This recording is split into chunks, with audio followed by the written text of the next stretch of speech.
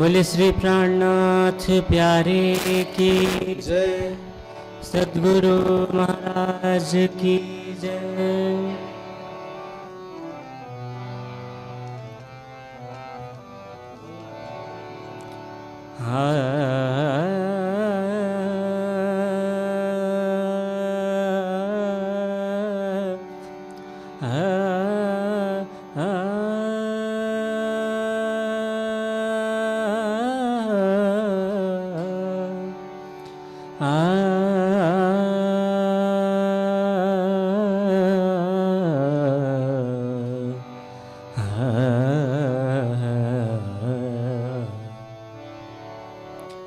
आए आगम बनित मिले, विश्वमुख करत बखान।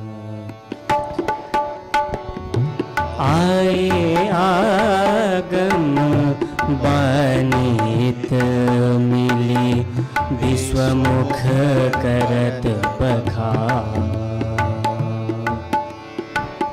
आए आगम बनित मिले, विश्वमुख करत बखान। कोल सबन के पूरन भये, कोल सबन के पूरन भये। आए सो पहुँचे निशान, आए सो पहुँचे निशान। आए आगम बनित मिले, विश्वमुख करत बखान।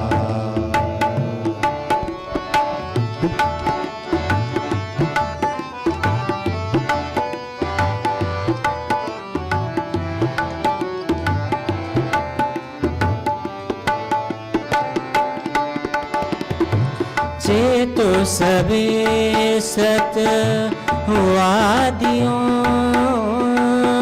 सुनियो सो सतगुरु मुखबा। छे तो सबे सतवादियो, सुनियो सो सतगुरु मुखबा। धनी मेरा प्रभु विश्व का, धनी मेरा प्रभु विश्व का। प्रगटिया परवान, आए आगम बनित मिले, विश्वमुख करत बखान।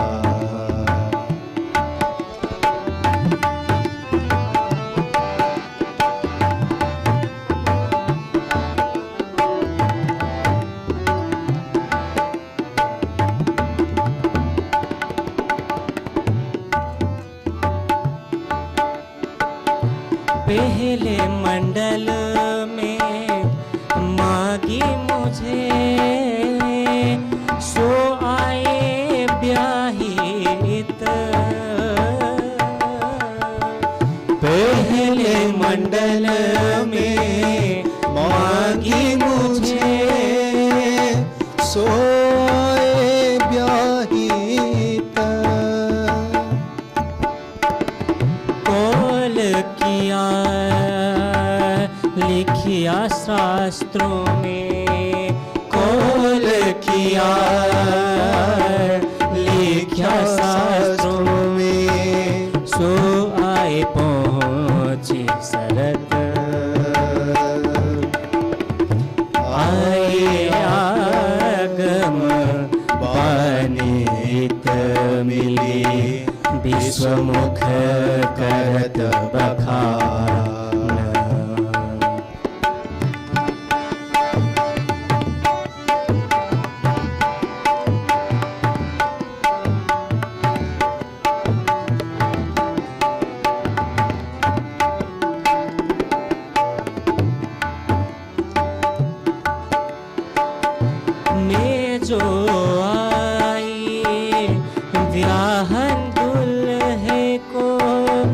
दुल्हाए मुझ कारण में जो आई ब्याहन दुल्हे को दुल्हाए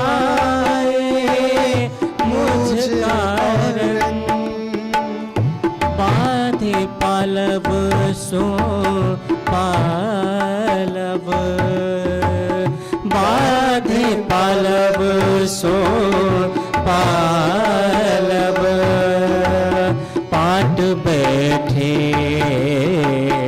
दुल्हा दुल्हन आए आगम बानीत मिली विश्वमुख करत बखार।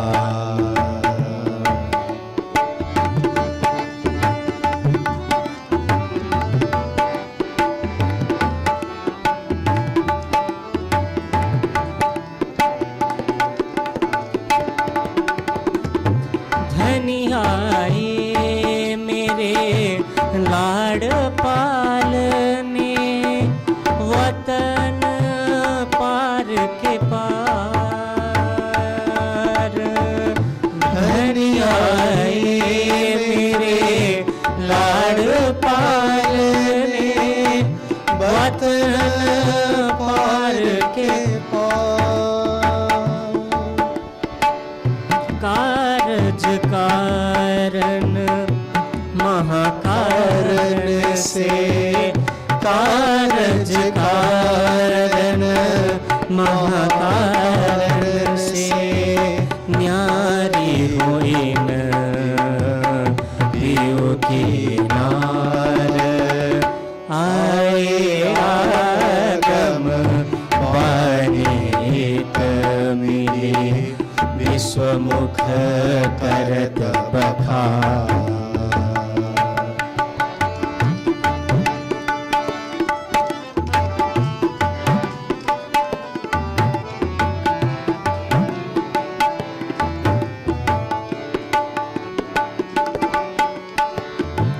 कहे महामत ए सो खेल जो तुम मांग्या था चित दे। कहे महामत ए सो खेल जो तुम मांग्या था चित दे। देख खेल हंस चल सी देख खेल हंस चल सी घर बाता कर से आए आगम बानीत मिली विश्वमुख करत बखार। बोल सबन के पुरन भये बोल सबन के पुरन भये आए सो पहुँचे निसार आए सो पहुँचे निशान आए आगम बानीत मिली विश्वमुख करत बखार। आए आगम बानीत मिली विश्वमुख बानीत मिली विश्वमुख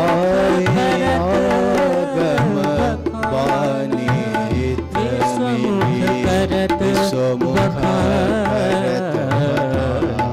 विश्वमुख कर भाई मिले विश्वमुख करत बखार विश्वमुख करत बखार। बोले श्री प्राणनाथ प्यारे की जय।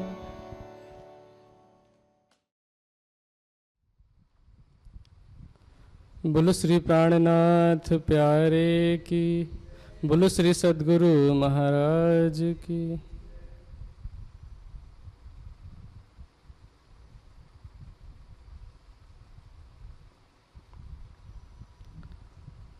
मास एक इत रहे, फिर चले हरिद्वार। आए हरिद्वार में, ताको कहूँ विस्तार, ताको कहूँ विस्तार। साका सालवाहन का, 16 से पूरन। प्रणाम जी सुंदर साथ जी। प्राणाधार सुंदर साथ जी। कल की चर्चा में हमने सुना कैसे मेरता से चल करके श्री जी दिल्ली पहुँचे। दिल्ली में औरंगजेब को जगाने के उद्देश्य से 22 प्रश्न तैयार किए गए, जो कि हिंदी में होने के कारण आशाजीत वकील ने मना किया कि आप इनको लेकर के औरंगजेब तक नहीं जा सकते। उसके बाद श्री जी कुछ विचार करके वहाँ से निकले दिल्ली से, कुछ सुंदर साथ को लेकर के शाहजहाँपुर बोड़िया पहुँचे। 1 महीने तक शाहजहाँपुर में रहे। वहाँ मिर्गी रूपी मृत्यु से कैसे सुंदर साथ की रक्षा की। फिर वहाँ से चलकर पहुँचे हैं हरिद्वार। हरिद्वार में कुंभ का मेला लगा हुआ था और कुंभ के मेले के विषय में कल की चर्चा में हम सुन चुके हैं कि वह मेला किस लिए लगा करता था और आज भी लगा करता है। प्रत्येक 12 वर्ष में एक स्थान में महाकुंभ का मेला लगा करता है। जिस समय श्री जी पहुँचे हैं हरिद्वार, उस समय शालिवाहन शाका के 1600 वर्ष पूर्ण हो चुके हैं, व्यतीत हो चुके हैं।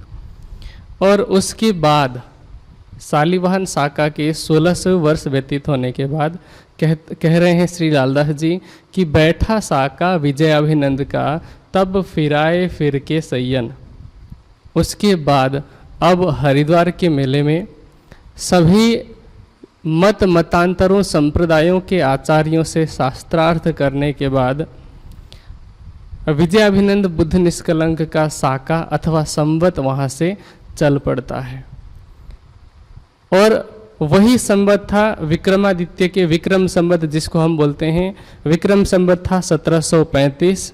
और तब जो ईश्वरों के भी ईश्वर हैं, जो जिस परब्रह्म की उपासना इस संसार के समस्त देवी देवता भी किया करते हैं, उस विजय अभिनंद, जिसका अभिनंदन विजय स्वयं किया करते हैं, उस परब्रह्म की इस संसार में उनका प्रगटीकरण हुआ विजय अभिनंद बुद्ध निष्कलंक के रूप में।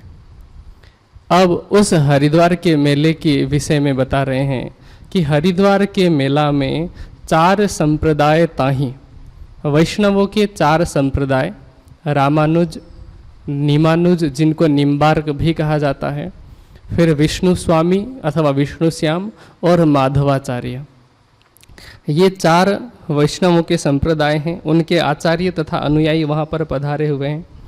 6 दर्शन भी तहाँ मिले, 6 दर्शन हैं, 6 दर्शनों के आचार्य भी वहाँ पर मिले हुए हैं।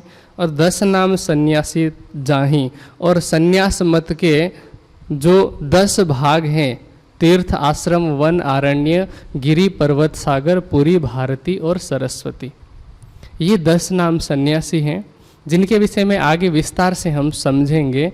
ये 10 नाम सन्यास मत के आचार्य भी वहाँ पर उपस्थित हैं। इनके अतिरिक्त 4 वर्णों के लोग हैं, ब्राह्मण, क्षत्रिय, वैश्य, शूद्र। वैसे तो ये भी उन 4 वर्णों में से ही आते हैं। और उसके अतिरिक्त 4 आश्रमों के लोग हैं। 4 आश्रम में सभी लोग समाहित हो जाते हैं।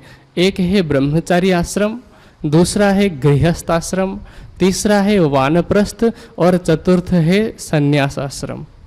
तो चारों वर्णों के चारों आश्रमों के लोग हैं। 4 वर्ण और 4 आश्रम में सभी लोग समाविष्ट हो जाते हैं, क्योंकि कोई सन्यासी है तो वह सन्यास आश्रम का हुआ, कोई उस संप्रदाय का अनुयायी है लेकिन गृहस्थ धर्म में है तो वो गृहस्थ ही कहलाएगा। अगर कोई शिक्षा ग्रहण कर रहा है, बालक है, तो वह ब्रह्मचारी कहलाएगा। तो प्रत्येक आश्रम के लोग वहाँ पर उपस्थित हैं। अब जब सबने देखा श्री जी साहब को, तो इससे पहले तक उन्होंने कभी भी किसी धार्मिक व्यक्तित्व को ऐसी वेशभूषा के साथ में नहीं देखा था, क्योंकि श्री जी एक सामान्य व्यक्ति की तरह ही वेशभूषा धारण किए हुए थे। और उनकी नज़र में जितने लोग हरिद्वार में उपस्थित थे, उनकी नज़र में प्रत्येक संप्रदाय का अथवा प्रत्येक आश्रम का अलग अलग वस्त्र अथवा अलग अलग ड्रेस कोड होना आवश्यक था। अगर कोई व्यक्ति सफ़ेद वस्त्र नहीं पहनता है, कोई भगवा वस्त्र नहीं पहनता है, तो उसके लिए ये माना जाता रहा है कि ये धार्मिक नहीं अथवा ये साधु सन्यासी नहीं है। इसलिए जब उन्होंने श्री जी के वस्त्रों को देखा, बाह्य वेशभूषा को, तो वेशभूषा के आधार पर तो वे ये नहीं कह सकते थे कि ये सन्यासी हैं अथवा क्या है। इसलिए कहते हैं सबने देखी श्री राज को कीनी दिल शक और उनके हृदय में संशय हुआ, क्योंकि संपूर्ण देश में जितने हिंदू थे सब औरंगजेब के अत्याचार से त्रस्त थे, डरे हुए थे। और अनेक स्थानों में, चाहे वह काशी हो, मथुरा हो या अन्य धार्मिक स्थान हो, ऐसे धार्मिक स्थानों के मंदिर को औरंगजेब ने कितनी बार ढहाया था, तोड़ा था। तो उनको लगा कि ये तो धार्मिक नहीं लगते, ये लोग कहीं औरंगजेब के द्वारा भेजे गए लोग तो नहीं, अथवा कहीं औरंगजेब ने अपने गुप्तचरों को, सैनिकों को तो नहीं भेजा है। इसलिए उन्होंने परीक्षा लेने की भावना से श्री जी को पूछा, कहिया तुम्हारी राह तो नहीं है, हम सुनी न देखी कहाँ। ऐसा लगता है कि आप जिस रास्ते पर चल पड़े हैं, आपकी राह, आपका रास्ता तो नया है, क्योंकि आप जैसे वेशभूषा धारण किया हुआ है आपने, ऐसी वेशभूषा के विषय में तो हमने कभी न सुना है और न आज से पहले कहीं देखा है।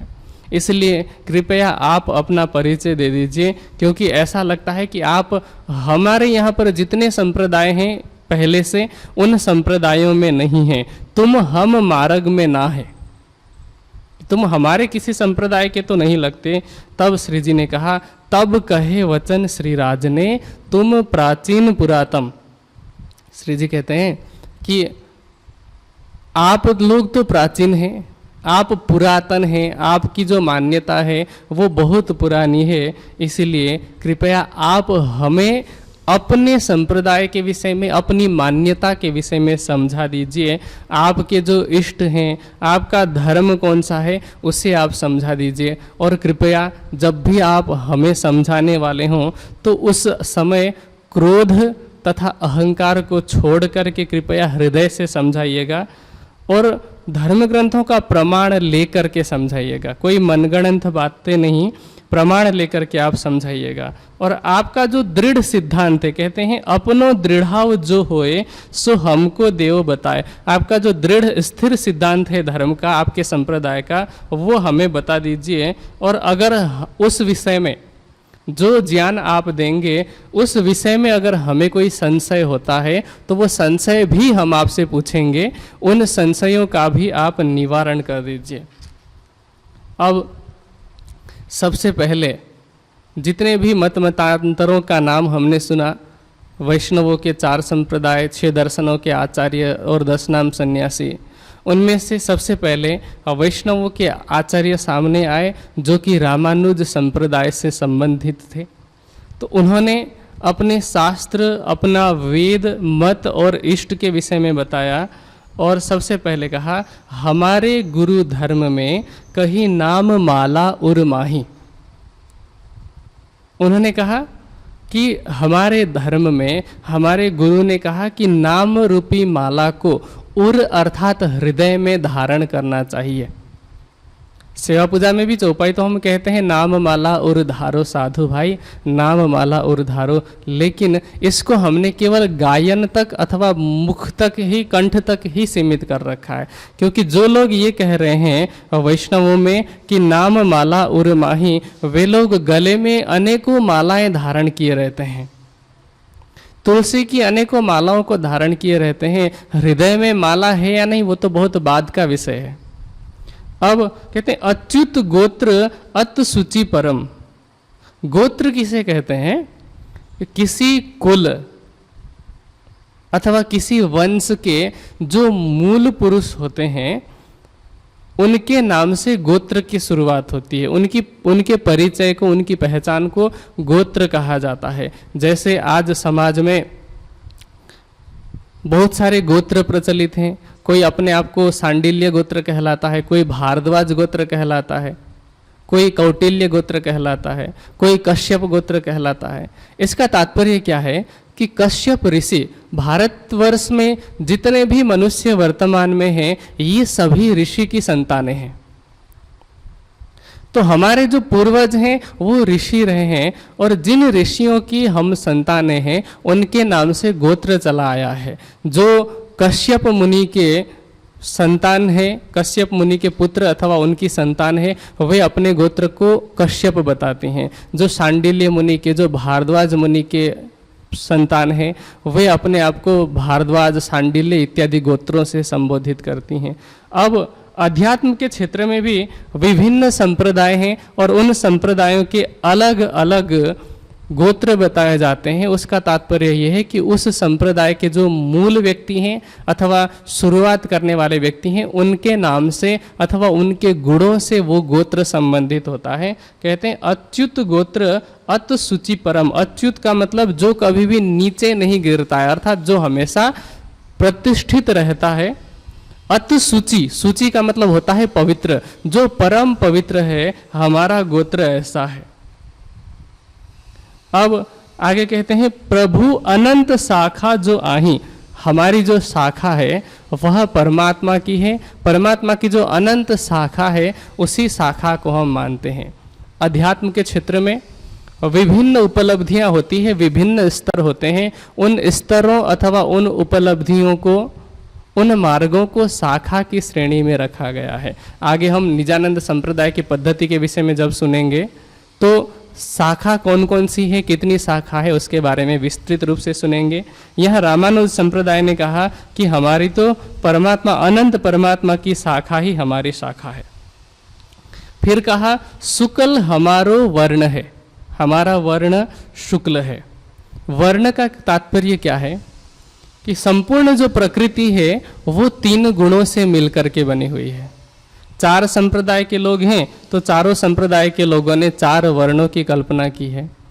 अब 3 गुण हैं वैसे तो, सतोगुण, रजोगुण और तमोगुण। उन तीनों गुणों के आधार पर कहीं पर विशुद्ध किसी गुण को लेकर के या फिर 2 अलग अलग गुणों के लक्षणों को मिला करके एक वर्ण की मान्यता रखी गई है। जैसे शुक्ल गुण का मतलब होता है, शुक्ला का अर्थ होता है श्वेत अथवा सफेद, उज्जवल।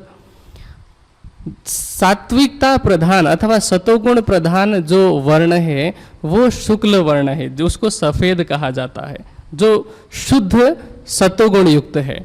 जहाँ सतोगुण और रजोगुण का मिश्रण होता है उसको रक्त अथवा लाल वर्ण कहा जाता है।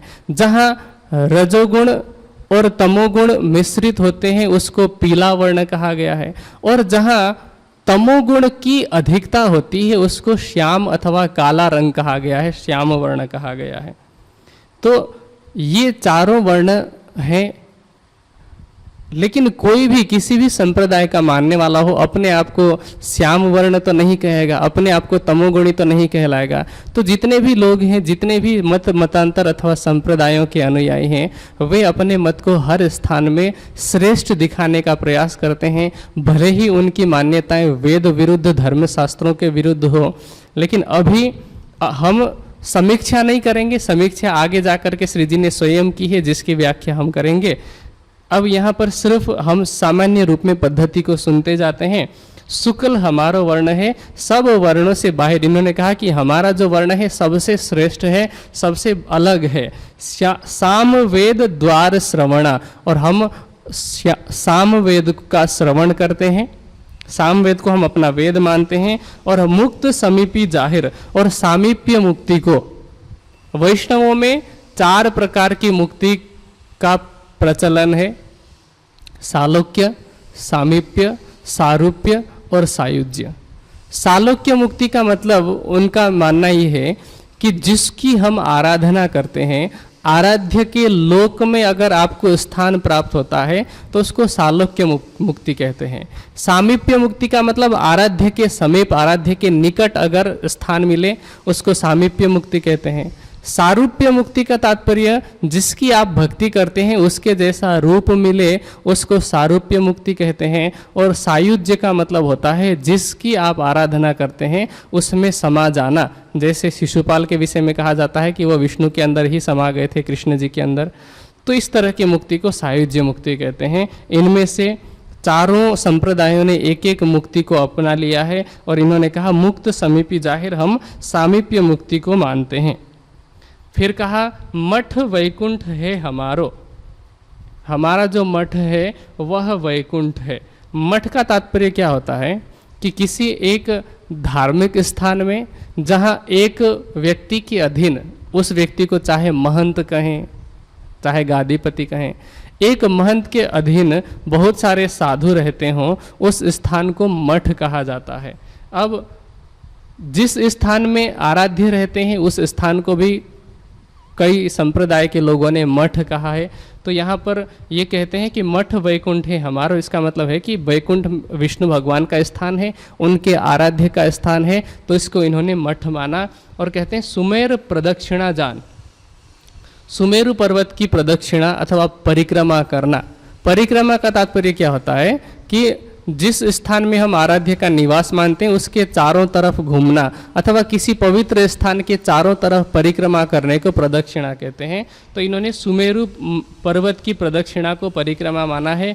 फिर कहा बीज मंत्र निराकार है, कि हमारा जो मंत्र है वह निराकार है। और नभ सम ब्रह्ममान, हम ब्रह्म को नभ समान मानते हैं। नभ का तात्पर्य है आकाश, और आकाश कुछ लोग बोलचाल की भाषा में जहाँ पर बादल दिखाई पड़ते हैं उस स्थान को आकाश कहते हैं, जबकि आकाश का तात्पर्य है अवकाश अर्थात खाली जगह। जैसे मनुष्य का शरीर 5 तत्वों से मिलकर बना है तो हमारे शरीर में भी आकाश है। अगर आकाश न हो तो वायु कहाँ पर गमन कर सकती है? हमारे शरीर में जहाँ जहाँ भी खाली स्थान है, रिक्त स्थान, वह आकाश है। तो इसका तात्पर्य क्या है कि आकाश का तात्पर्य है जो सर्वव्यापक हो।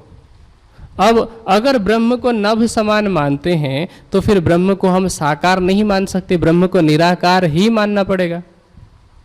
और ब्रह्म को अगर निराकार मानते हैं तो फिर ये तो रामानुज संप्रदाय के मत की वैसे ही खंडनी हो गई, क्योंकि ये तो वैष्णव तो विष्णु भगवान के साकार रूप को मानते हैं, शंख चक्र गदा पद्मधारी रूप को मानते हैं, और एक तरफ ब्रह्म को नभ समान मान रहे हैं।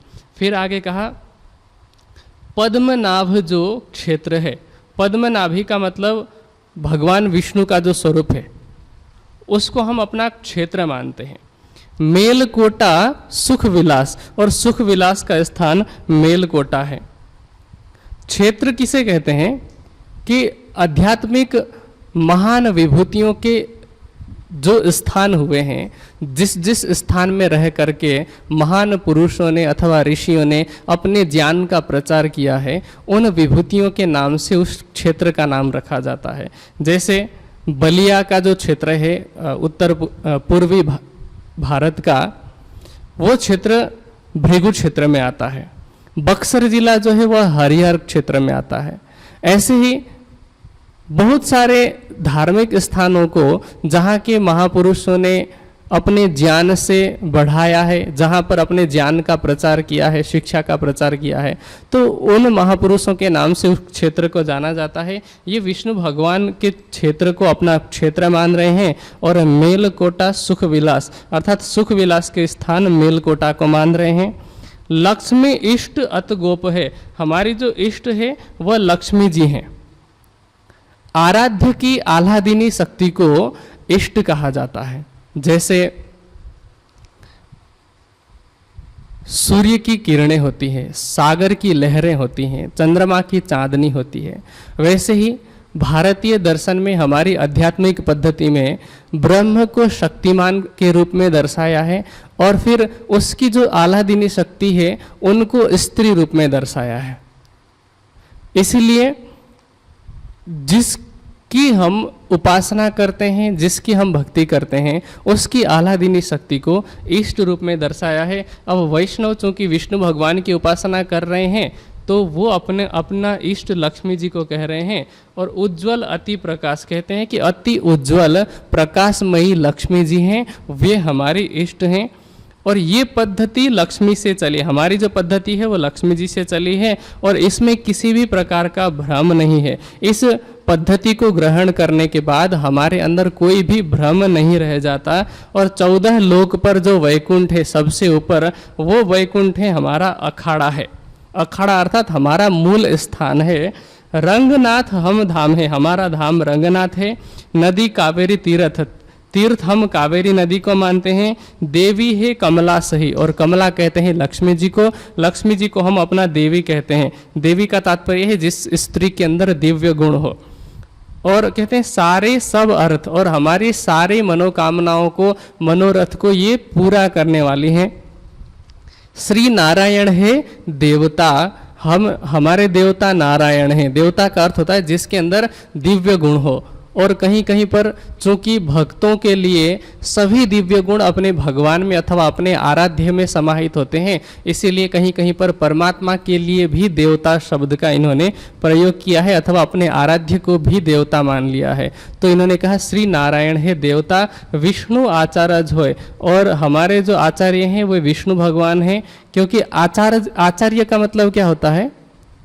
जो आचरण ग्रहण कराता है। आचार्य कस्मात आचरम ग्राहयति, जो आचरण ग्रहण कराता है। तो यहाँ पर कह रहे हैं विष्णु भगवान हमारे आचार्य हैं, वही हमें आचरण सिखाते हैं। गायत्री है अलख निरंजन। गायत्री क्या है? यजुर्वेद में एक छंद है जिसको गायत्री छंद कहा जाता है। उस छंद में एक मंत्र है जिसको ब्रह्म गायत्री कहा जाता है, जो शायद प्रत्येक हिंदू व्यक्ति को याद होना चाहिए। ओम भूर्भुवस्वः तत्सवितुर्वरेण्यम भर्गो देवस्य धीमहि धियो यो नः प्रचोदयात्। इसमें 24 अक्षर हैं और 24 अक्षरों के अथवा 24 मात्राओं के छंद को गायत्री छंद कहा जाता है। इस छंद में लिखे होने के कारण, गायत्री छंद में लिखे होने के कारण इस मंत्र को गायत्री मंत्र कहा जाता है। और ब्रह्म गायत्री इसलिए कहते हैं क्योंकि इस मंत्र में ब्रह्म की उपासना की गई है। भू भूवः और स्वः कहने से, भू सत्तायाम धातु से, भू शब्द से सत का ग्रहण होता है। भुव अवचिंतने से भुव शब्द के द्वारा चेतन का ग्रहण होता है और स्वः शब्द से आनंद का ग्रहण होता है। तो जो सच्चिदानंद परमात्मा है उसकी स्तुति उस ब्रह्म गायत्री में की गई है जो यजुर्वेद के अंदर आता है। अब आज वर्तमान में जितने संप्रदाय हैं उन प्रत्येक संप्रदाय वालों ने इस गायत्री मंत्र की देखा देखी, किसी ने राम के नाम पे राम गायत्री बना रखा है, किसी ने हनुमान के नाम पे हनुमान गायत्री बना रखा है, किसी ने शिव गायत्री बना रखी है, और यहाँ तक कि इन लोगों की देखा देखी किसी ने साईं बाबा के नाम से भी गायत्री मंत्र बना रखा है, जो कि पूर्णतया वेद विरुद्ध है। अब कहते हैं गायत्री है अलख निरंजन, हम अलख निरंजन को गायत्री के रूप में जाप करते हैं। और कही पद्धति रामानुज सो, ये रामानुज मत की पद्धति है। अब जब श्री जी ने ये पद्धति सुनी तो इतनी बड़ी पद्धति है, लेकिन श्री जी ने बिल्कुल कम शब्दों में उन्होंने प्रश्न पूछा।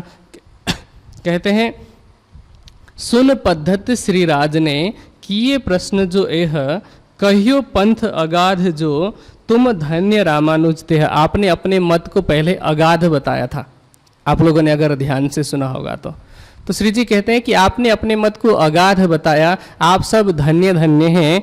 अब आगे प्रश्न कर रहे हैं कि जग माहे की कही तुम, आपने जितनी भी बात कही जगत से परे की तो कोई बात नहीं कही है। सबसे ऊपर कौन सी बात कही थी कि 14 भवन पर वैकुंठ है, सोई अखाड़ा सुहा। यही अंतिम उनकी उपलब्धि थी।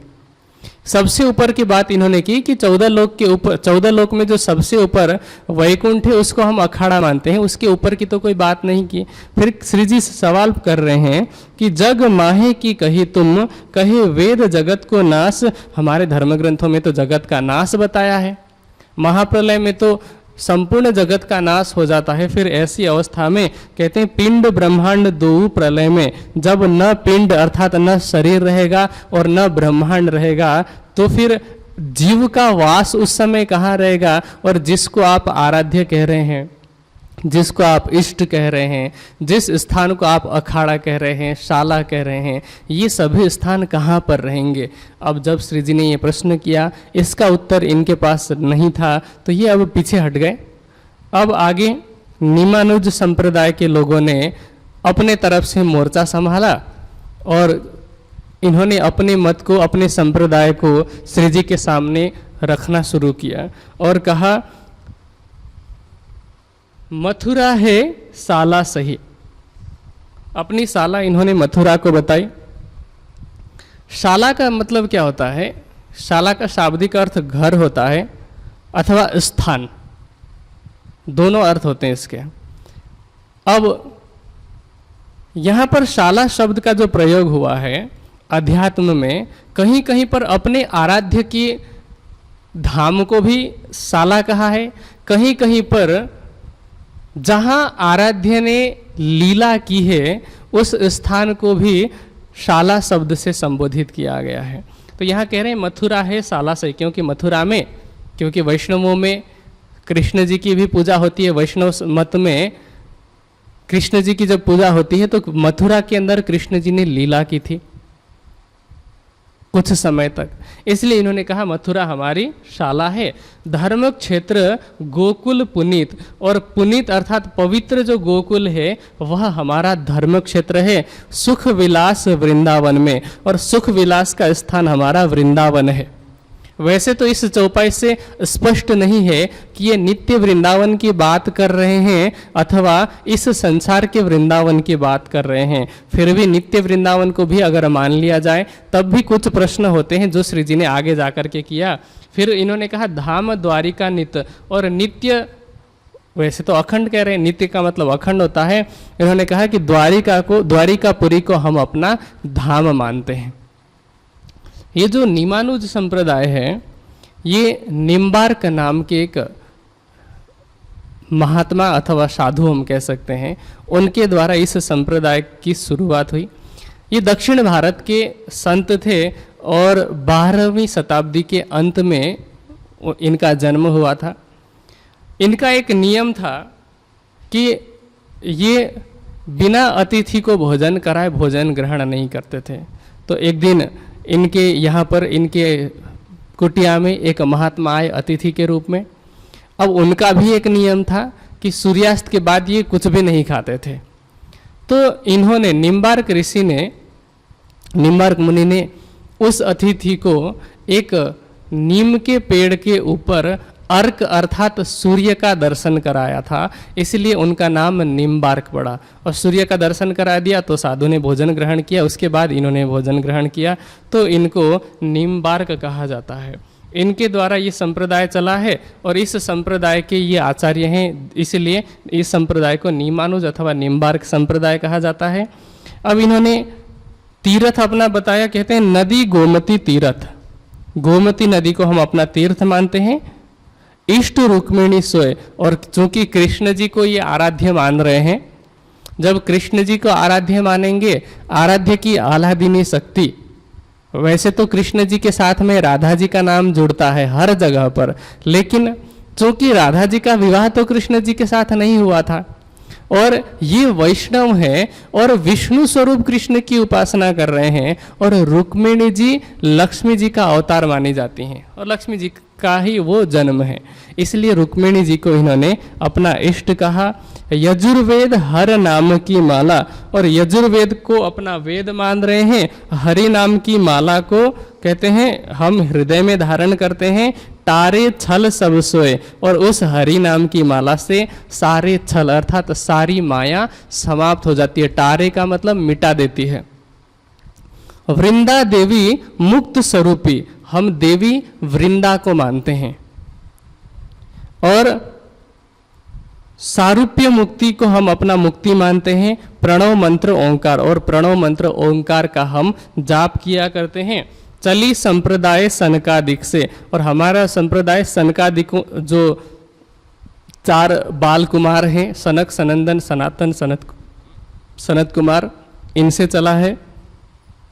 प्राचीन मत सार, और हमारा जो मत है वह अत्यंत प्राचीन है।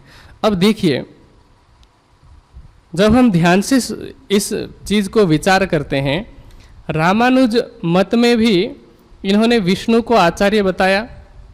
यहाँ निमानुज मत में अपने मत को प्राचीन सिद्ध करने के लिए कह रहे हैं कि यह सनकादिकों से चला हुआ मत है, जबकि इस मत के, इस संप्रदाय के नाम से ही यह स्पष्ट है कि यह निमानुज मत अर्थात निम्बार्क ऋषि से चला हुआ है। अगर सनकादिकों से चला होता यह संप्रदाय तो फिर निमानुज क्या है? इस संप्रदाय के प्रवर्तक होने के कारण ही निमानुज संप्रदाय नाम पड़ा है। लेकिन चूंकि होड़ मची पड़ी है अपने मत को प्राचीन सिद्ध करने की, अपने मत को सर्वाधिक प्राचीन और सर्वाधिक प्रामाणिक सिद्ध करने की, इसलिए ये अपने मत के प्रवर्तक को सनकादिक कह रहे हैं। फिर कहते हैं गोपाल वंश है गायत्री, और हम गोपाल गायत्री का जाप करते हैं। नारद है आचार्य, हमारे आचार्य नारद हैं, तथा ऋषि दुर्वासा मान, और दुर्वासा ऋषि को हम अपना ऋषि कहते हैं। विष्णु को वाहन सही गरुड़ देवता सोए, और गरुड़ जो कि विष्णु भगवान का वाहन है उसको देवता मानते हैं, क्योंकि वो गरुड़ देवता संतों की रक्षा किया करते हैं। अब ये निमानुज मत की पद्धति हुई।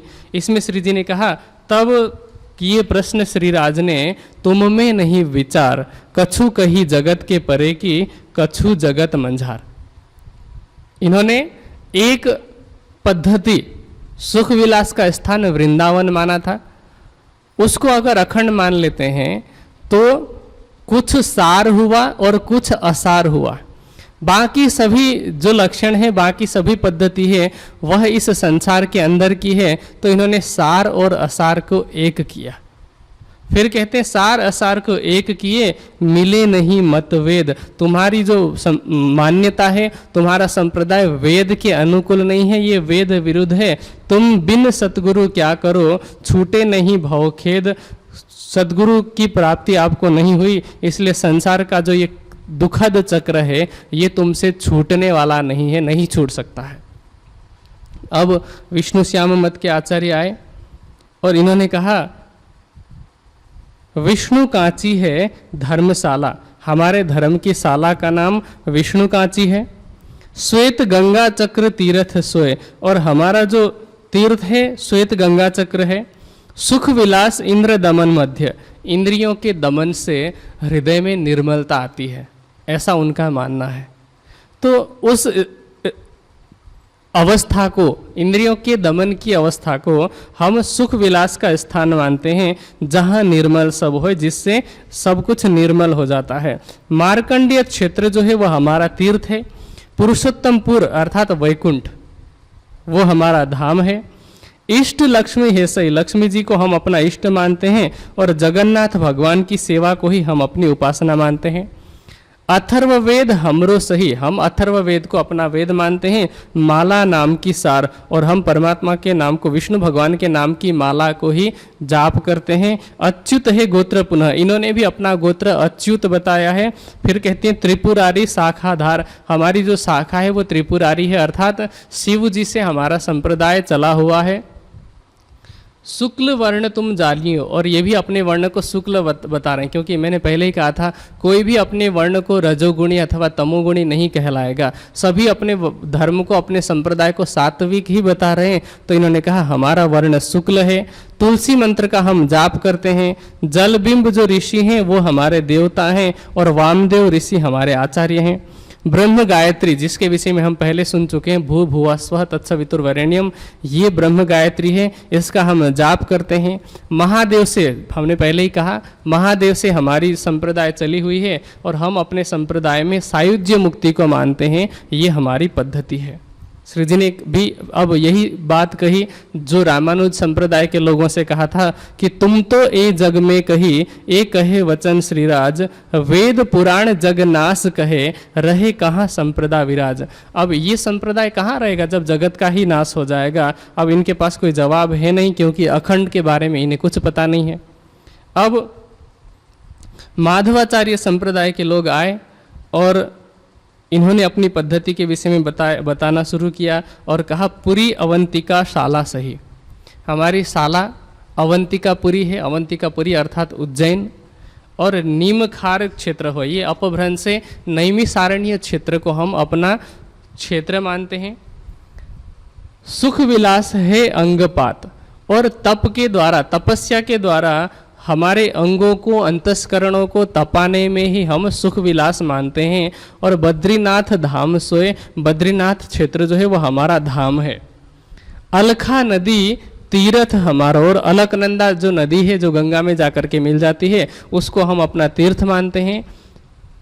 सावित्री तो इष्ट है, और सावित्री जिसको सरस्वती भी कहा जाता है, वे सरस्वती हमारे इष्ट हैं, और हम ब्रह्मा जी की उपासना करते हैं। आद वेद ऋग्जान, और ऋग्वेद को हम अपना वेद मानते हैं, क्योंकि ऋग्वेद आदि है, प्रथम वेद है। हर नाम की माला उर्मे, विष्णु भगवान के नाम को हृदय में धारण करते हैं। विष्णु गायत्री गान, और जैसे ब्रह्म गायत्री बनाया था, राम गायत्री, शिव गायत्री, हनुमान गायत्री, वैसे ही विष्णु भगवान के नाम से गायत्री बनाई। विष्णु हंस रूप मंत्र है, और विष्णु भगवान ने जो हंस रूप धारण किया था मन और जीव के भेद को बताने के लिए, तो उस हंस रूप के द्वारा धारण किया गया जो मंत्र है, हंस रूप मंत्र है, उसको हम धारण करते हैं। ब्रह्मा आचार्य प्रमाण, और ब्रह्मा जी को हम आचार्य मानते हैं, और उसी हंस रूप को हम अपना देवता भी कहते हैं। और इस संप्रदाय का प्रकटन ब्रह्मा जी से हुआ, क्योंकि ब्रह्मा जी तो सबसे आदि पुरुषों में आते हैं। अब अगर ब्रह्मा जी से शुरू हुआ ऐसा कहेंगे तो हमारा संप्रदाय सबसे प्राचीन माना जाएगा, इसीलिए इन्होंने अपने मत को ब्रह्मा जी के द्वारा शुरू किया गया माना। फिर कहते हैं सालोक है मुक्त हमारी, हमारी मुक्ति सालोक्य मुक्ति है। ये पद्धत माधवी सुहाय, ये माधवाचार्य संप्रदाय की पद्धति है। श्री जी ने फिर वही सवाल पूछा कि आपने भी तो इसी जगत के अंदर की कही है, और वेद का कथन है कि ये जगत तो भ्रम है, अर्थात ये नश्वर है, परिवर्तनशील है। तो फिर उस अवस्था में परमात्मा कहाँ रहेंगे, और जिस मुक्ति की आप बात करते हो वो मुक्ति कहाँ पर रहेगी। अब चारों संप्रदाय के जो लोग हैं वे वापस पीछे हट गए अब, क्योंकि उनके पास कोई उपाय नहीं है। एक विशेष बात जो हम सभी सुंदर साथ को, सभी लोगों को जानने योग्य है, वो ये है कि प्रश्न होता है कि इतने सारे संप्रदायों की शुरुआत कहाँ से हुई। जब 4 वेदों में एक परब्रह्म की उपासना की बात की है, तो धर्म एक होना चाहिए। इतने सारे संप्रदायों की शुरुआत कैसे हुई? एक परब्रह्म की उपासना की जो पद्धति थी उसका ह्रास, उसका लोप कैसे हुआ? और फिर ये जिन मतांतरों की बात कर रहे हैं, ये तो हिंदुओं में ही 1000 से अधिक मतांतरों की बात की जाती है। अब ये वैष्णव हैं, वैष्णवों में राम भक्ति धारा के अलग लोग हैं, रामानुज राम भक्ति धारा के, रामानंदी राम भक्ति धारा के, फिर कृष्ण भक्ति धारा के अलग हैं। कृष्ण भक्ति धारा में भी पुष्टि मार्ग के, वल्लभाचार्य मार्ग के अलग हैं, और ऐसे अनेक मतांतर के लोग हैं जो कृष्ण भक्ति धारा में आते हैं। फिर राम भक्ति धारा के अलग हो गए। इसके अतिरिक्त जो 4 संप्रदाय बताए उन 4 संप्रदायों के भी अलग अलग विभाग हैं। फिर शिव जी की उपासना करने वाले शैव लोगों में भी अलग अलग प्रकार की मान्यताएं हैं। फिर शाक्त मत है जो देवी की उपासना करते हैं, उसमें भी अलग अलग प्रकार की मान्यता है। कोई अष्टभुजा स्वरूप को देवी के रूप में मान करके पूजा करता है, कोई 10 भुजा स्वरूप को। 9 दुर्गा के अलग अलग रूपों को मानने वाले अलग अलग संप्रदाय हैं। हनुमान जी की भक्ति करने वाले अलग हैं। अब एक राम की भक्ति करने वाले लोगों से फिर हनुमान की भक्ति करने वाले अलग हो गए। फिर विभिन्न काल्पनिक देवी देवताओं को बना रखा, ये तो केवल हिंदुओं की बात है। और हिंदुओं के 1000 मत हैं, उनमें भी सभी मत अपने आप को कहते हैं कि हम वेद सम्मत हैं, जबकि उनमें से किसी को शायद वेद के मंत्र एकाध मंत्र भी याद न हो ढंग से, फिर भी अपने आप को वेद सम्मत साबित करने का प्रयास करते हैं। और उन 1000 संप्रदायों में से शायद ही 10-20 ऐसे संप्रदाय होंगे जो भले ही वेद के मंत्रों का उलट पुलट अर्थ करें, लेकिन अपने आप को वेदों से सिद्ध करने का प्रयास करते हों। इसके अलावा अब ये तो हिंदुओं की बात हो गई। उधर इस्लाम मत है। इस्लाम मत में भी 72 फिरके बताए जाते हैं। ईसाई मत में भी 10 से अधिक मान्यताएं हैं। फिर बौद्ध मत है। बौद्ध मत में 2 विचारधारा है, एक हीनयान दूसरा महायान। फिर जैन मत है। जैन मत में दिगंबर है, श्वेतांबर है। तो प्रश्न ये होता है कि इतने सारे संप्रदायों की उत्पत्ति कैसे हुई? महाभारत काल से पहले सभी लोग वेदों को जानने वाले, वेदों को मानने वाले थे और सब एक ईश्वर की, एक परमात्मा की आराधना भक्ति करते थे। महाभारत काल के बाद जैसे जैसे, चूंकि विद्वान तो रहे नहीं, समय बीतता गया और बीतते समय के साथ साथ अब वेदों के विद्वान लुप्त हो गए। पहले चारों वेदों को पढ़ना अनिवार्य था, उसके बाद धीरे धीरे करके चतुर्वेदी हो गए। जो 4 वेद पढ़ने वाले उनकी शोभा अलग हो गई। फिर कुछ लोग 3 वेद को पढ़ते थे, अपने आप को त्रिवेदी अथवा तिवारी कहलाने लग गए। जो 2 वेद पढ़ते थे वे अपने आप को द्विवेदी या फिर आजकल बोलचाल में दुबे कहा जाता है। और जो 1 वेद पढ़ते थे उनको पाठक कहा जाता है अथवा सुवेदी कहा जाता है। तो धीरे धीरे करके वेदों का लोप होता गया। चारों वेदों को याद करने से लेकर के, जिसको वेद को हम स्मृति कहते हैं, सुन करके जो याद किया जाता है श्रुति कहा जाता है। तो जब चारों वेदों को याद किया जाता था, एक समय ऐसा था, एक अवस्था ऐसी थी, धीरे धीरे करके वेदों का जैसे लोप होता गया, वेदों के ज्ञान का लोप होता गया और वाम मार्ग का उदय हुआ। वाम मार्ग का उदय होने से क्या हुआ? वाम मार्ग का तात्पर्य ये है कि जो सब लोग, सामान्य रूप में क्या होता है कि सभी लोग दक्षिण मार्ग अर्थात दाएं मार्ग में चलते हैं, और जो पहले से एक रास्ता चला आ रहा है, एक राह चली आ रही है, उस राह के विपरीत अगर कोई चलता है, धर्म के विपरीत अगर कोई कार्य करता है, तो उसको वाममार्गी कहा जाता है। वेदों के विरुद्ध कोई कार्य करता है उसको वाममार्गी कहा जाता है, क्योंकि वे उल्टे राह पर चलने वाले हैं। तो जो भी वेद के विरुद्ध कार्य करने वाले थे, उन्होंने धीरे धीरे करके अलग अलग समय में, क्योंकि 5000 वर्ष का समय अब तक व्यतीत हो चुका है, इन 5000 वर्षों में अलग अलग समय में अलग अलग कुरीतियों की स्थापना हुई, वो भी वेदों के नाम पर। जैसे उदाहरण के लिए बलि की शुरुआत हो गई। परमात्मा की भक्ति के नाम पर बलि देना प्रारंभ किया गया। किसी को स्वयं मांस खाने की लालसा थी, क्योंकि राक्षस तो खाया ही करते थे, तो अपने मांस की तृष्णा को पूरा करने के लिए, उसकी पूर्ति के लिए उन लोगों ने वेदों के मंत्रों का गलत अर्थ किया। जहां मांस शब्द से संबोधित किया है, मांस का तात्पर्य होता है उड़द।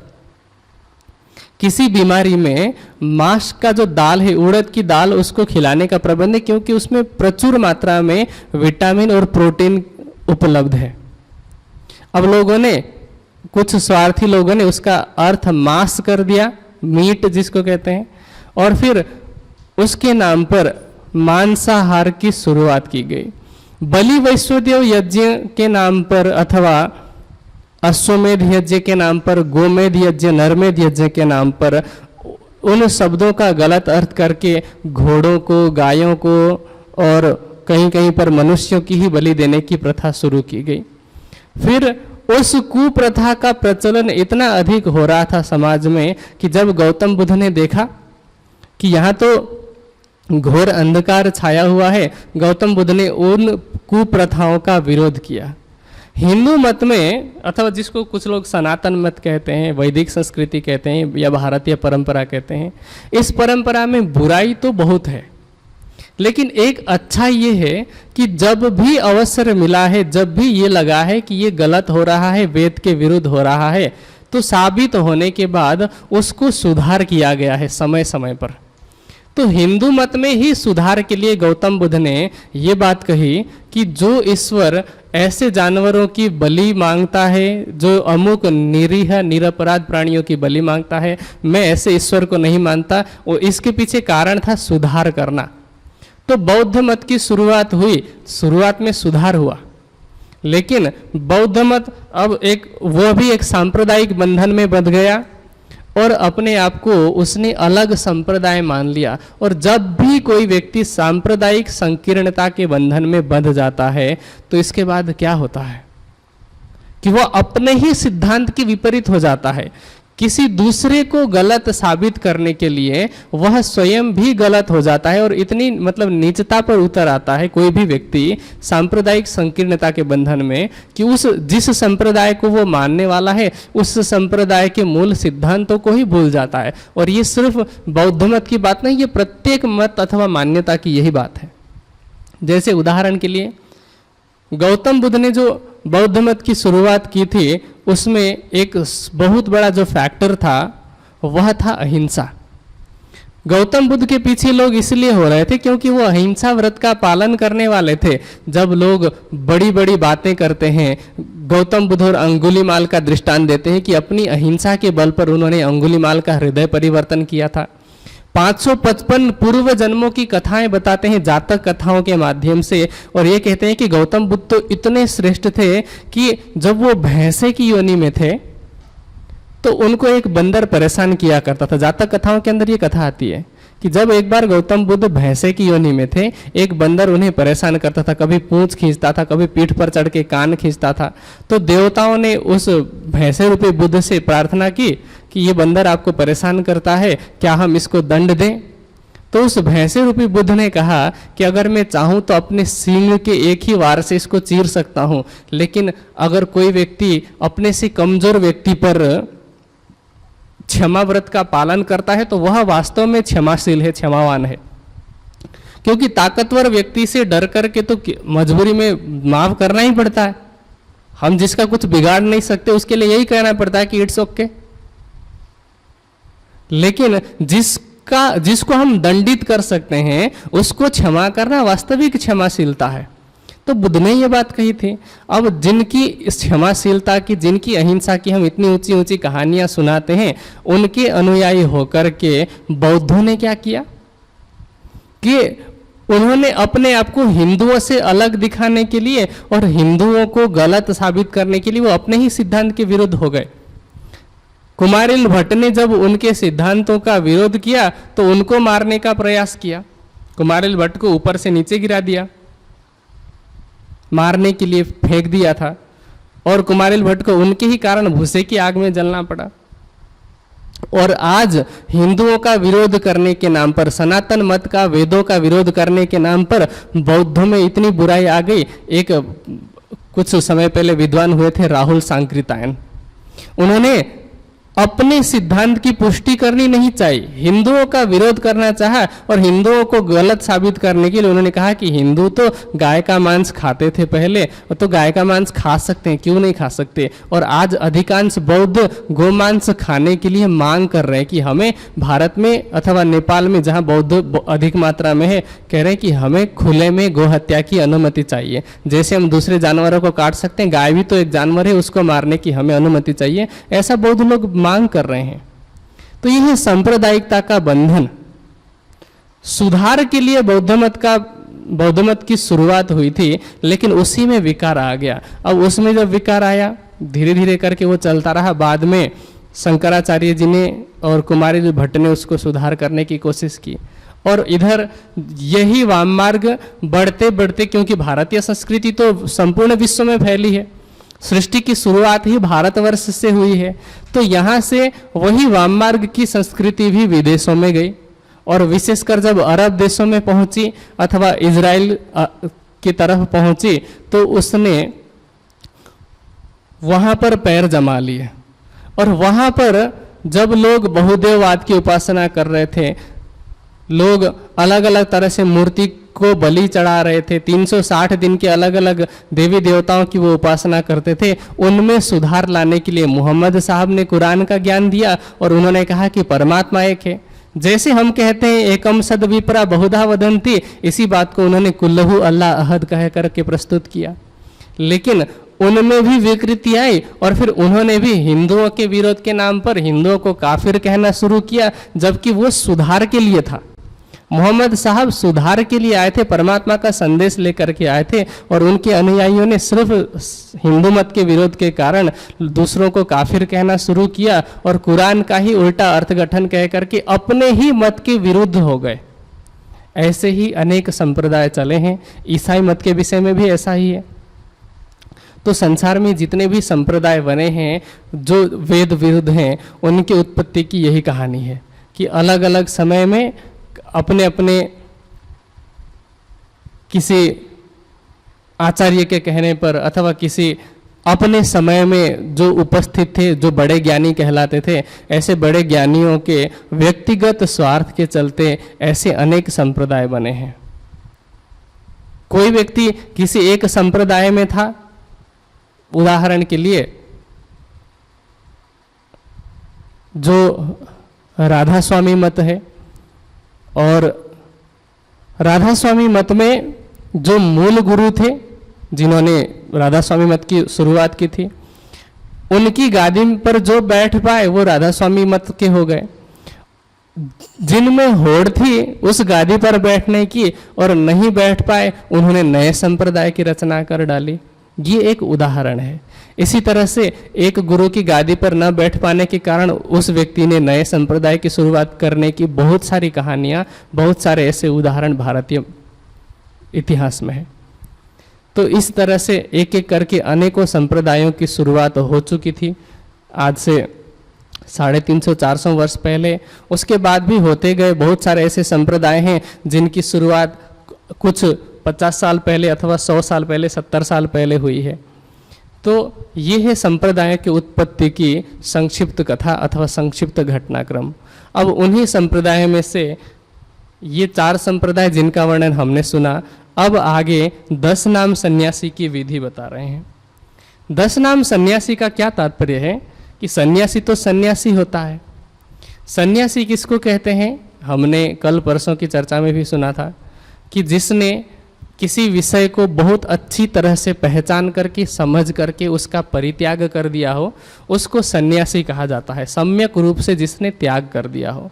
और ये सन्यासी शब्द आजकल तो हर क्षेत्र में प्रयोग हुआ रहता है। जैसे खिलाड़ी होते हैं, क्रिकेटर होते हैं, 10-15 साल 20 साल खेलने के बाद खेल से संन्यास ले लेते हैं। वैसे ही कुछ लोग राजनीति से संन्यास ले लेते हैं। उसी तरह से संसार के विषय में स्वयं देख करके अथवा दूसरों से देख करके, दूसरों से शिक्षा लेकर के जिन्होंने त्याग किया है, उनको सन्यासी कहा जाता है। अब यहाँ 10 नाम सन्यासी जिनको कहा जा रहा है, वे कौन हैं? पहले उनका इतिहास जान लेते हैं संक्षेप में, फिर पद्धति के विषय में सुनेंगे कि 10 नाम सन्यासी हैं तीर्थ, आश्रम, वन, आरण्य, गिरि, पर्वत, सागर, पुरी, भारती और सरस्वती। चारों युगों में संन्यास मत के अलग अलग आचार्य बताए गए हैं।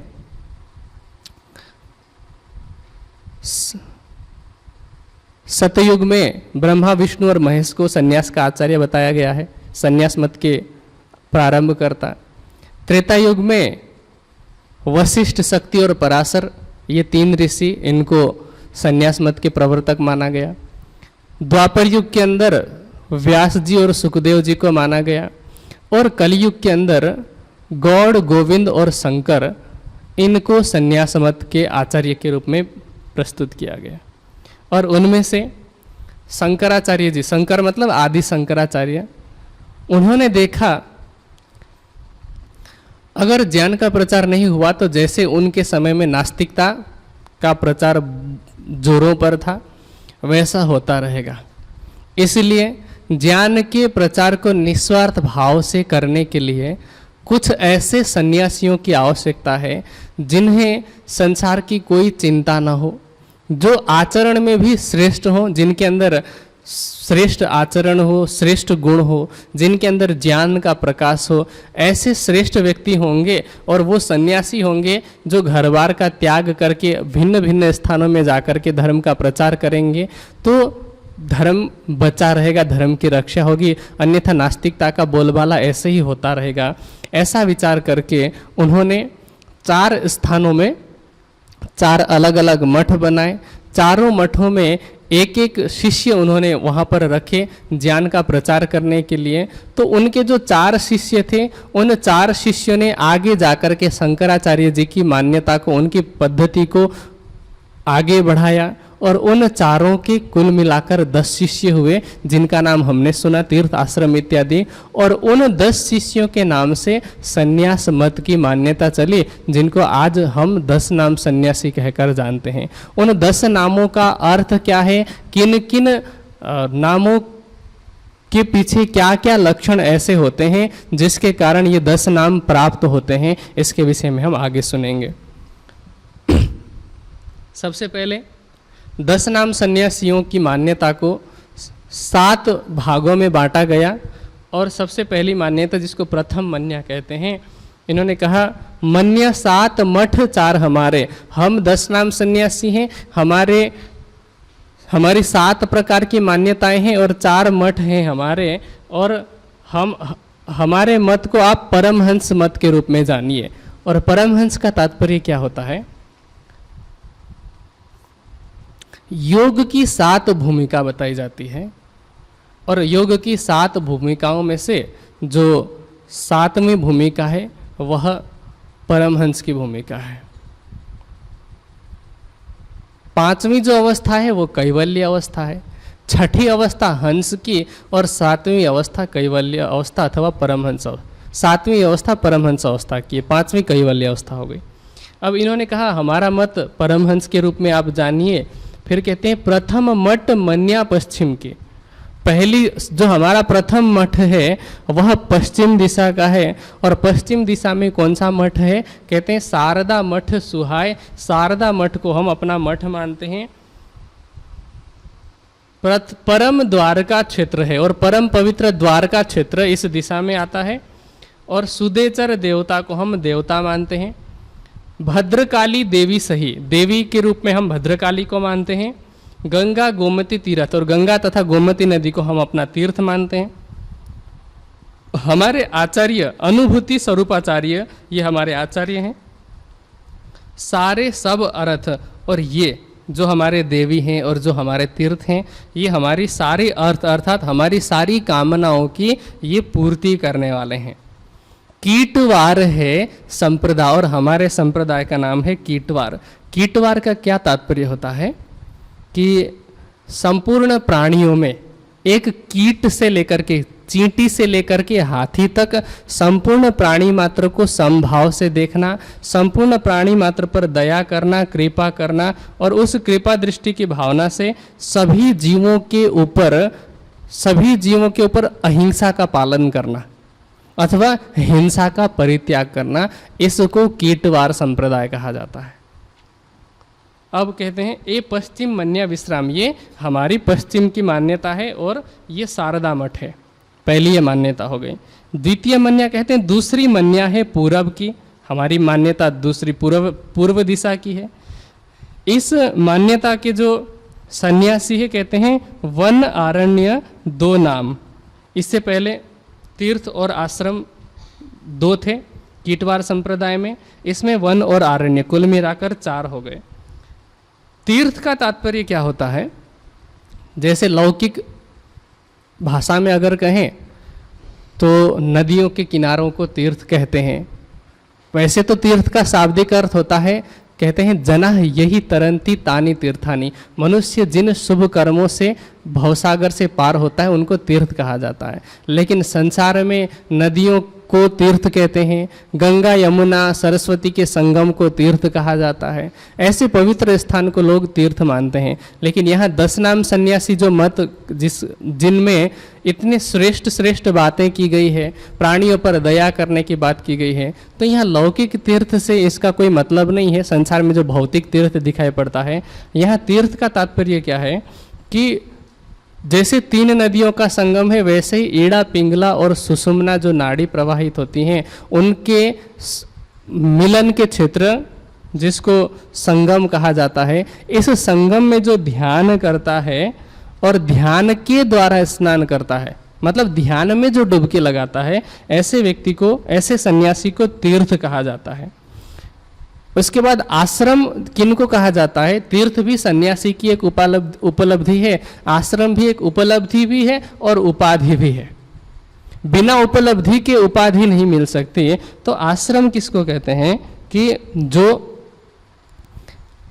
आशा के बंधन से मुक्त है और आवागमन के चक्र से जो मुक्त हो चुका है, क्योंकि बंधन के पीछे कारण ही आशा है। जिसको इस संसार से आशा ही नहीं है, उम्मीद ही नहीं है, वह किसी प्रकार के बंधन में नहीं बंध सकता। इसलिए जो आशा के बंधन से मुक्त हो चुका हो और आवागमन के चक्र से ऊपर उठ चुका हो, ऐसे सन्यासी को आश्रम कहा जाता है। इसके अलावा यहाँ पर दूसरी मन्या में वन और आरण्य 2 नाम आते हैं। वन का क्या तात्पर्य है कि जो इस संसार के सभी लौकिक इच्छाओं से मुक्त है और वन में जिसका वास हो उसको वन नाम से संबोधित किया गया है।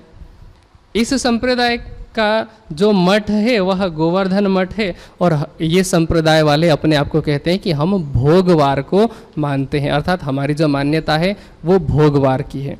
भोगवार किसे कहते हैं? जिसने इस संसार के संपूर्ण सांसारिक भोगों का, इंद्रिय के सुखों का परित्याग किया हो, उसको भोगवार संप्रदाय कहा जाता है। अर्थात सन्यासियों का वह संप्रदाय जिसने लौकिक भोगों का, लौकिक तृष्णाओं के उपभोगों का त्याग किया है, उसको भोगवार कहा जाता है। और जो 10 नाम सन्यासी में मान्यता चली आ रही थी, तीर्थ का अर्थ हमने समझा, आश्रम का अर्थ समझा, वन और अरण्य दोनों का शाब्दिक अर्थ तो एक ही होता है। और यहाँ पर जो वनों में झरने के पास में निवास करता हो ऐसा सन्यासी वन कहलाता है।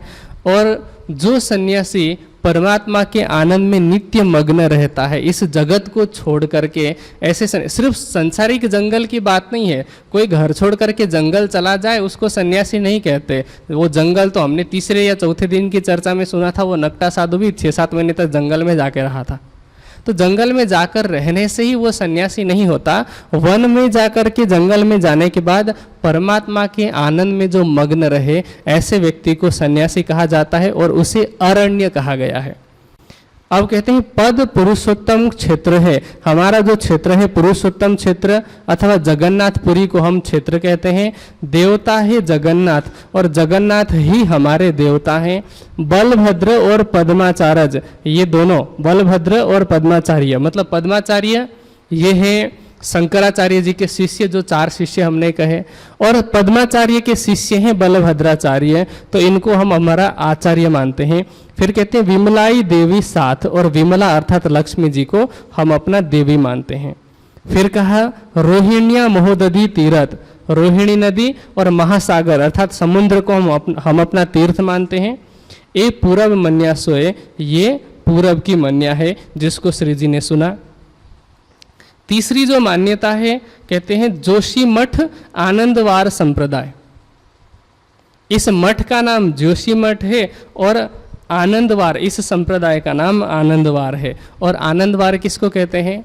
सन्यासियों का अथवा योगियों का वह संप्रदाय जिसने इस संसार के आनंद का जिस आनंद को इंद्रियों के द्वारा ग्रहण किया जाता है, ऐसे आनंद का जिसने परित्याग किया हो, ऐसे संप्रदाय को आनंदवार संप्रदाय कहा जाता है। फिर कहते हैं पद बद्रीनाथ आश्रम है सिद्ध। बद्रीनाथ आश्रम को हम अपना आश्रम मानते हैं और जो कि सिद्ध पुरुषों के द्वारा सेवित है, अर्थात वहाँ पर सिद्ध पुरुष रहा करते हैं। आगे कहते हैं नर नारायण है देवता।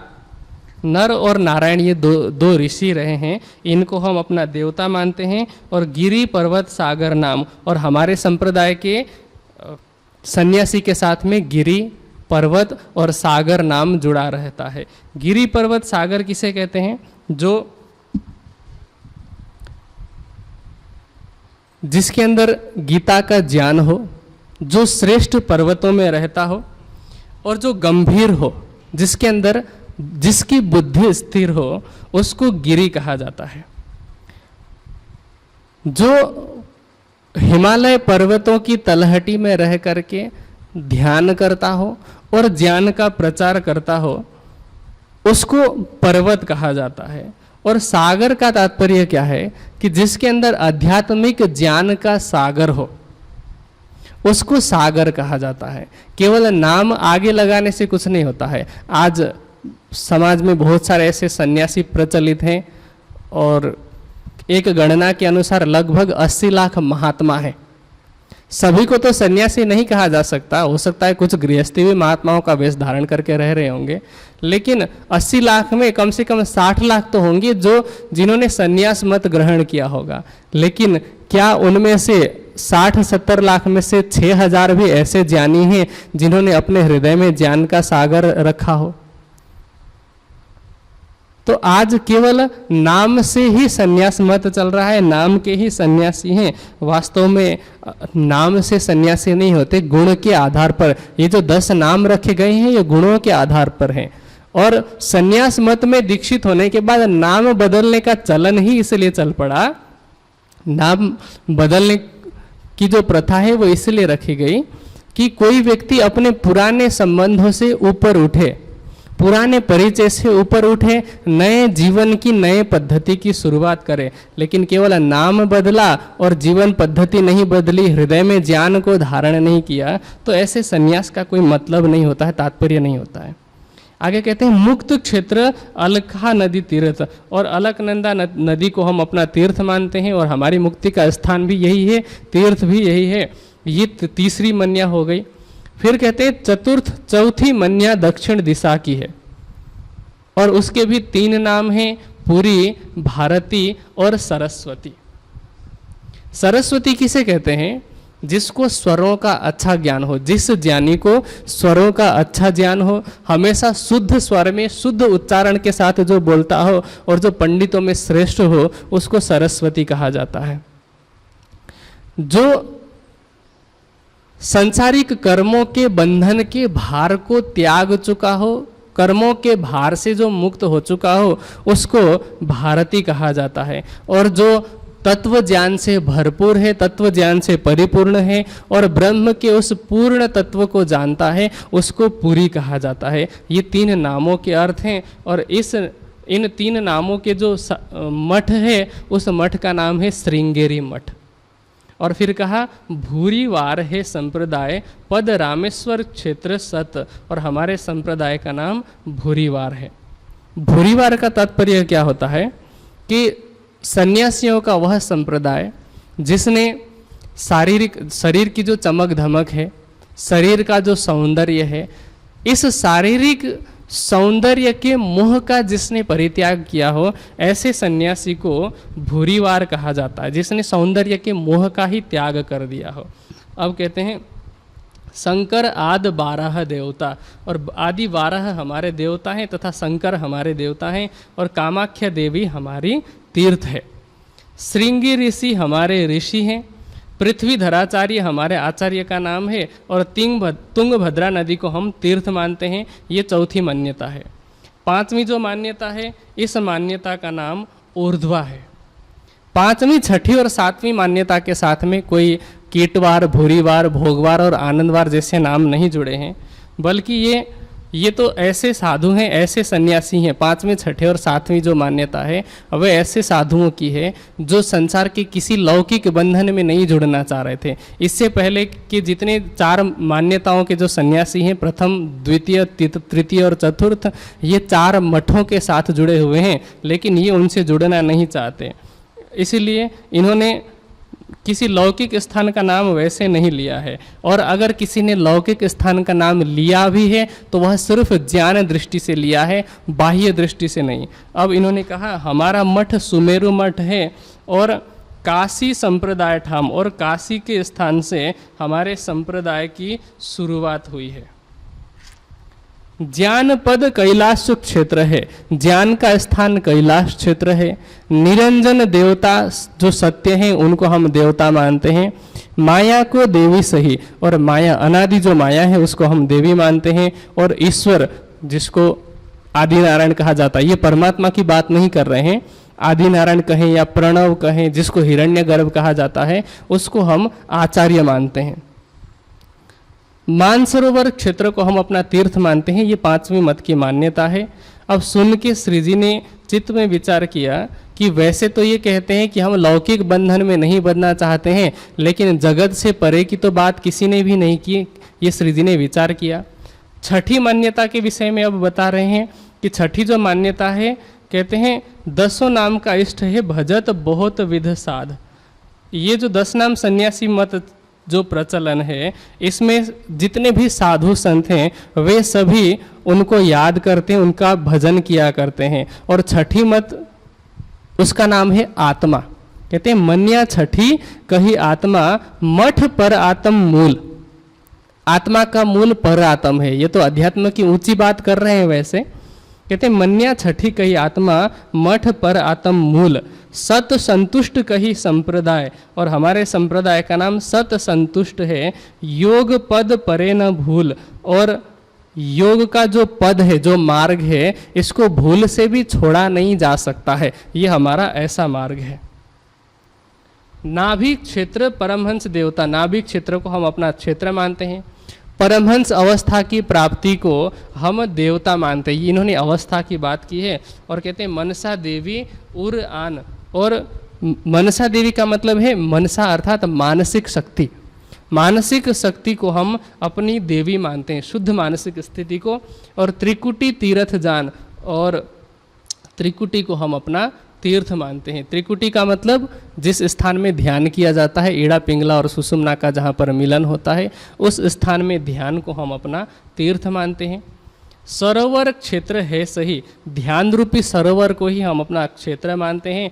6ठी मन्या विधि यह, ये 6ठी मान्यता की विधि है। श्री जी कहते हैं एह बात है साथ की। वैसे तो इसमें सुंदर साथ की बहुत सारी बात की गई है। जैसे हम कहते हैं जो मूल स्वरूप है अपनो जाको कहिए पर आत्म, तो आत्मा के मूल स्वरूप को परात्म कहा जाता है। यहाँ पर इन्होंने भी ऐसी ही बात कही कि मन्या 6ठी कही आत्मा, मठ पर आत्म मूल। इन्होंने ध्यान की बात की है, इन्होंने आत्मा और परात्मा की बात की है। अब श्री जी ने कहा कि ये तो वैसे सुंदर साथ की बात है, लेकिन इन्होंने कुछ बातें अपने में ले ली है।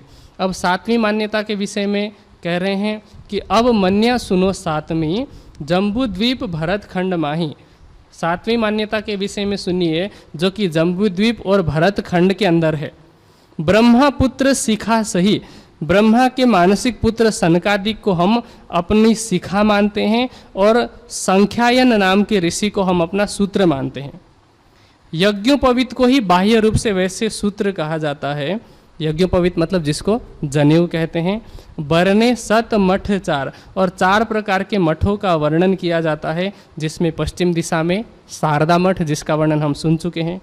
पूर्व दिशा में गोवर्धन मठ है, उत्तर दिशा में जोशी मठ, और दक्षिण दिशा में श्रृंगेरी मठ है।